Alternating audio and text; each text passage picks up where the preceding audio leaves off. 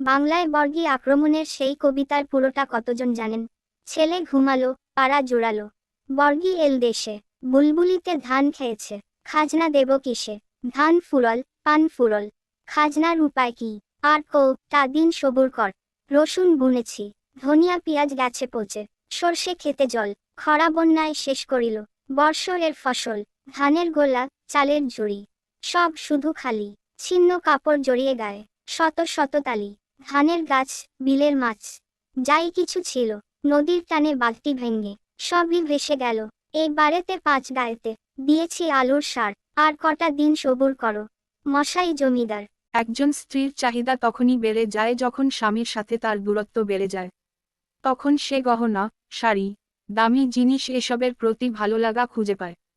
স্ত্রী হলো মাটির মতো আর ভালোবাসা হলো জল।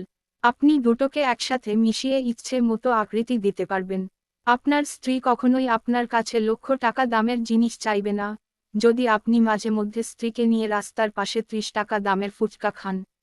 আপনার স্ত্রী কখনোই আপনাকে বলবে না, আমাকে দামি গাড়ি কিনে দাও, যদি আপনি মাঝে মধ্যে স্ত্রীকে নিয়ে হুটখোলা রিকশায় এই শহরটা একটু ঘুরে বেড়ান।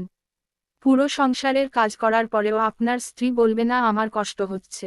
যদি আপনি আপনার স্ত্রীকে ভালোবেসে কপালে একটা চুমু খান, তার কাজে একটু হাত বাড়ান এবং বলেন সারাদিন অনেক করেছো। ভালোবাসা তো শুধু দামি জিনিসের মধ্যেই লুকিয়ে থাকে না। মাঝে মধ্যে ভালোবাসা 15 টাকা দামের গোলাপ আর রাস্তার পাশে বিক্রি হওয়া 30 টাকা দামের কাচের চুড়ির মধ্যেও লুকিয়ে থাকে। কেয়ার থাকলে সংসার যুদ্ধক্ষেত্র না হয়ে হবে স্বর্গ। তাই নিজের স্ত্রীকে উত্তম ভালোবাসাটা দিন। প্রাচীন মিশরে পাতলা কোমরের মেয়ের খুব কদর ছিল। যে মেয়ে যত স্লিম, তাকে তত আকর্ষণীয় ধরা হতো। কিন্তু এসব পাতলা কোমরের মেয়েরা যখন বিয়ে করত, তখন তারা বেছে বেছে মোটা ভুঁড়িওয়ালাদেরই বিয়ে করত। কারণ সে সময়ে ভাবা হতো, ধনীরা গরিবদের চেয়ে ভালো মন্দ খায়, তাই মোটা লোকরা আর্থিকভাবে সচ্ছল ও ধনবান হয়। তখন দেখা যেত, অনেক পুরুষই কৃত্রিমভাবে মোটা হওয়ার চেষ্টা করত। আবার মাথায় টাকওয়ালা পুরুষদের ভাবা হতো মহাজ্ঞানী, তাদেরও বেশ কদর ছিল। মধ্যযুগে এসে মোটা মেয়েদের কদর খুব বেড়ে যায়, কারণ তাদের ধনী অভিজাত পরিবারের ভাবা হতো।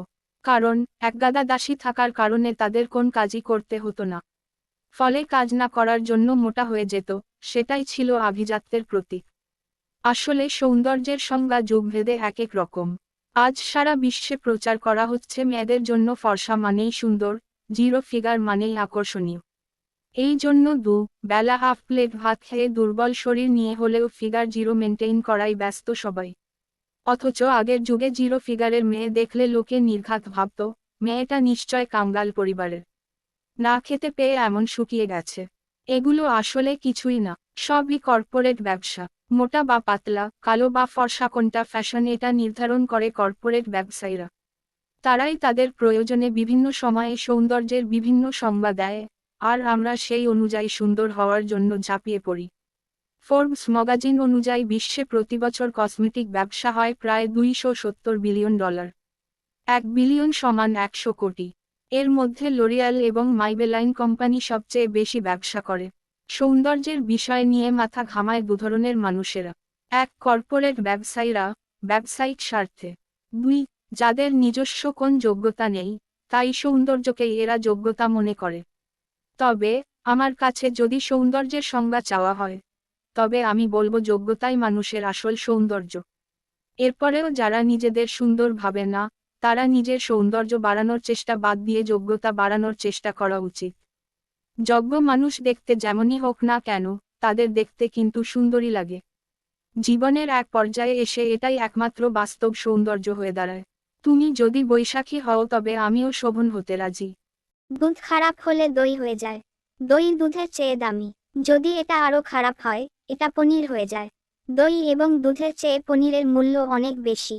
আর আঙ্গুরের রস টক হলে তা ওয়াইনে রূপান্তরিত হয়, যা আঙ্গুর রসের চেয়েও দামি।